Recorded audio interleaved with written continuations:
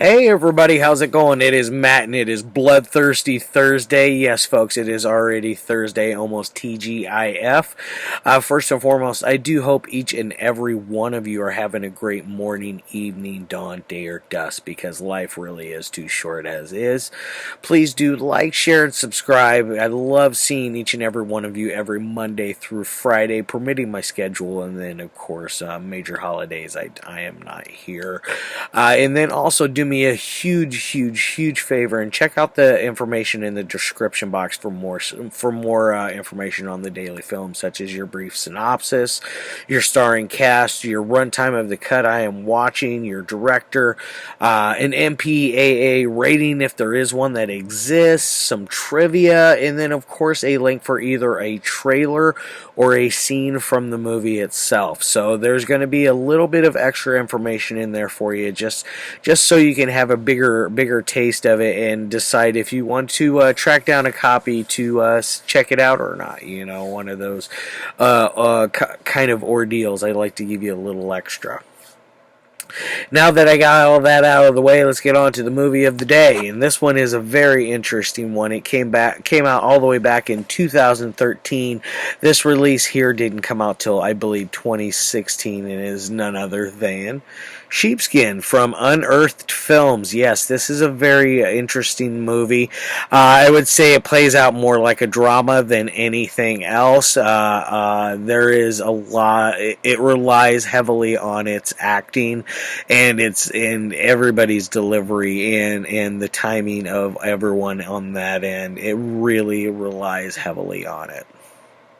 Now, as far as this release goes, it is from Unearthed Films. There is a no reversible artwork as usual. A standard issue press DVD on this one.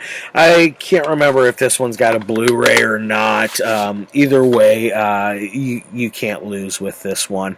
As far as special features go, you got an audio commentary from the director himself, I believe. Director's commentary, and then it also has you can watch it either in color version or in black and white.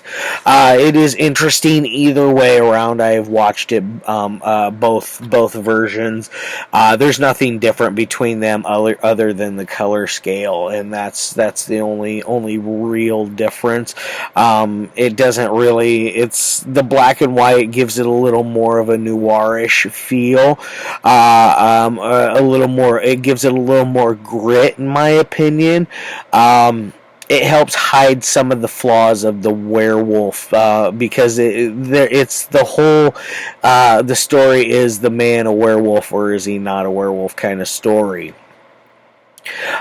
So you got that going on in the commentary. There is a making of, or like not a making of, but a behind the scenes type featurette where the director talks about the wolf costume itself, talks about the actors, talks about the set, talks about its original development on how much this story has evolved, because it was an original short called Sheepskin, which they do have that on here as well for as far as the special features go.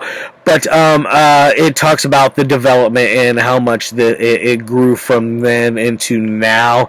There is a deleted scene, which is more of an extended scene, which that is 100% what it is. It's an extended scene instead of deleted. I don't understand why they just necessarily put it down as deleted. But either way, it's an interesting little tidbit to add into it. I understand why the director took it away. He even talks about it at the beginning before he starts the clip off. He talks about how it gives away a little too much, and it doesn't leave the mind trying to guess on which side the coin should fall. Is the guy a werewolf or is he not? Because it is very, very tense with that part of the story. So it does really deliver when it comes to that side, on that part of it, the mystery of it. So do keep that in mind as well. now that I got all that part out of the way, what is it exactly about?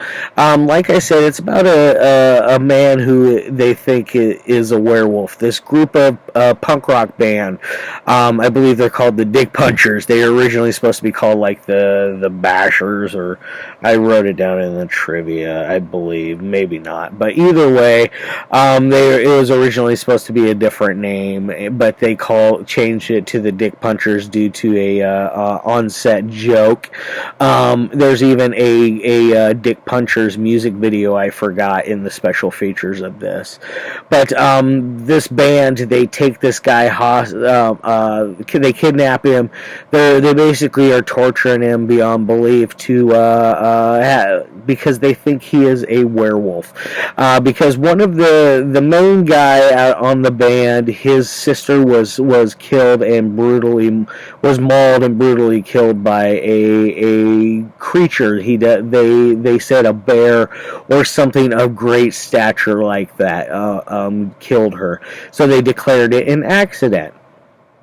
No, the weird thing is the guy was last seen with her. This Todd is his name, and he's played by Laurence Mullaney. He plays the Todd character in both this version of Sheepskin and the short version of Sheepskin. So keep that in mind. He is he really delivered in both versions of this as Todd. Todd is a kind of a businessman type character. He is dressed up rather nice for somebody who might be a werewolf, one of those. Because you figure, like in most werewolf movies, they if they're not Hammer movies, they're dressed up like vagabonds and ragamuffins. They're usually not the most elegant creatures of all out of that kind of mythos. The vampires, they're the one that get all the elegance and the mystery and the beauty of it. So back to Sheepskin. They kidnap this guy. They think he's a werewolf. They're beating him beyond belief. The one guy, his sister was killed, brutally murdered. They also tie in this other murder in through him as well, because he happens to suffer from getting drunk quite. It seems like it's kind of a repetitious thing that happens where his explanation is, oh, I must have gotten really drunk and I don't remember because I don't remember, one of those ordeals.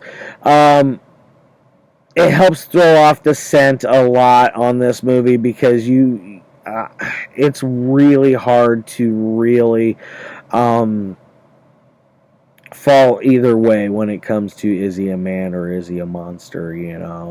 They do a very good job, and then when you get to the very end, you're like, good job, guys, good job.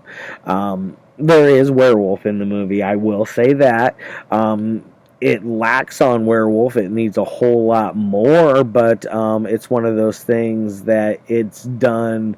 The way they do it is very clever. It's not just a full-blown werewolf movie where it goes all out. It's very a slow burn, because it is one that it's not for everyone, in my opinion. Much like my reviews. But anyways, they eventually they start turning on each other, the band members. Some of them still believe that this guy is a werewolf, but they do all believe that he is 100% a killer. They just don't know if they believe in the whole werewolf aspect of it. it gets down to the point, like I said, they start kind of like bickering with each other. They turn on each other in ways. One of them ends up getting beat to death by one of the other band members. The drummer is the band member that does it. He is quite the hothead character. All he wants to do is just destroy everything in front of him, and he really puts a land on both that character and the Todd character. He really puts a land on him. It's like he uses both times. He uses something as a weapon. Like he has a pair of brass knucks for the Todd character that he is beating up, which he has this whole like dialogue about how he's ambidextrous and blah blah blah. I believe I'm a believer that everybody has certain things that they're ambidextrous with. The whole like 100% ambidextrous is pretty rare in my opinion. It does happen though. I've met people that have lots of things they can do with both hands, but there's always those little minute things that their dominant hand can do that their non-dominant can do. So I hate that whole I'm ambidextrous. We all wish we were, but anyways, so he beats the hell out of both of these guys. The second time he uses a chain wrapped around his hand, and he just waylays this dude. It's both of the times it gets kind of graphic. The gore could be a lot more in this. That's the one thing that you go through a lot for the payoff. You do get a nice little some chainsaw action in here. You get a decapitation, which is really cool. It's not done like overly in your face. It is done more psychologically. That's the one thing about this movie. It is more psychological than anything above all. I hate that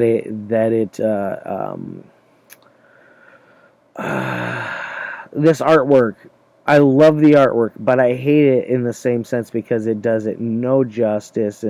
I mean, it is the whole wolf in sheep's clothing type ordeal, but the way it looks like you're gonna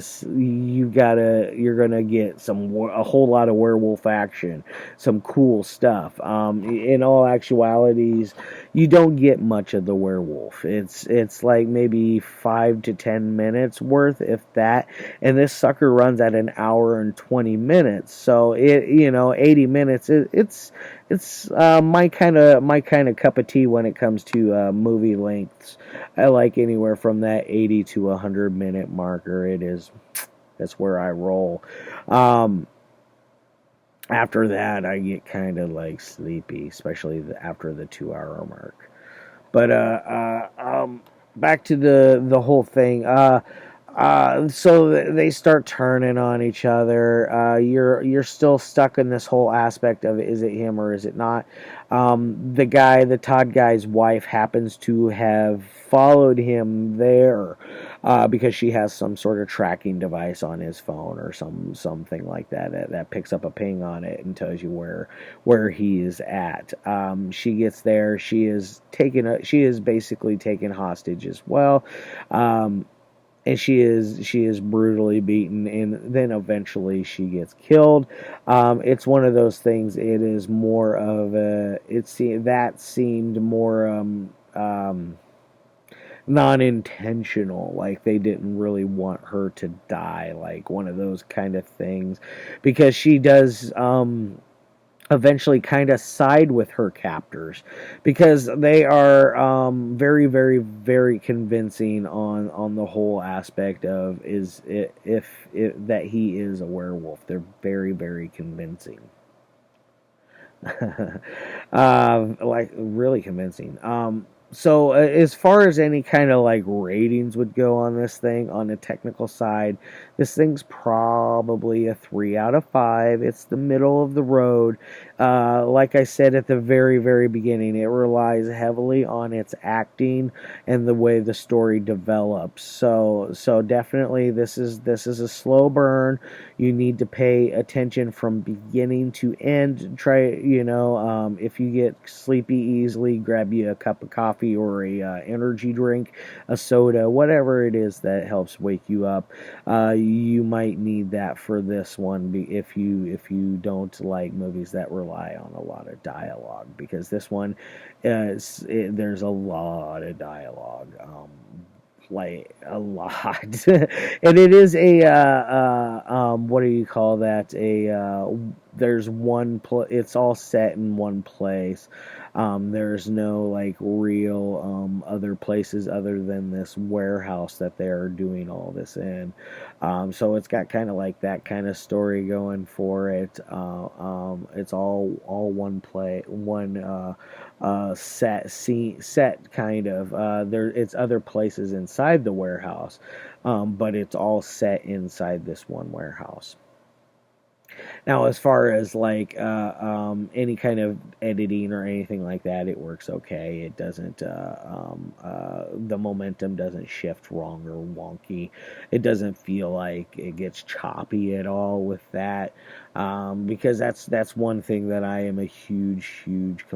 I can be a little mean when it comes to sloppy editing, because that is a huge factor into making a very good film, because you do not want the momentum to change. You do not want to make it choppy. You want it to stay one fluid, beautiful movement in that it's going to bring you this joy from beginning to end, whether it's good or bad. It's supposed to invoke something from you.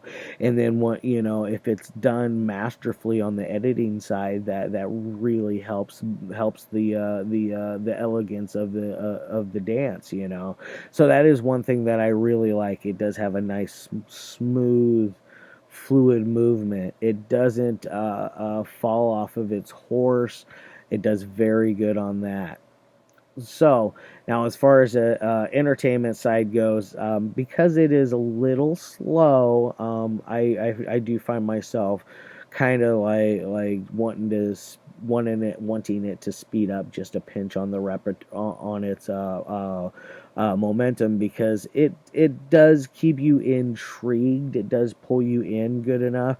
It just is like I keep saying, it is a little, not very slow. It is a little slow. I'm not going to lie. That's one of my biggest complaints about it, is the fact that it's slow, and then that it needs more werewolf. All right, so this is another one I can throw into the books for Werewolf Week. Tomorrow I got a very fun, weird, wonky, wacky one, all the way from it's a Spanish Japanese werewolf movie. So if any of you guys know anything about Paul Naschy flicks, you'll know exactly which movie I'm going to be doing for tomorrow.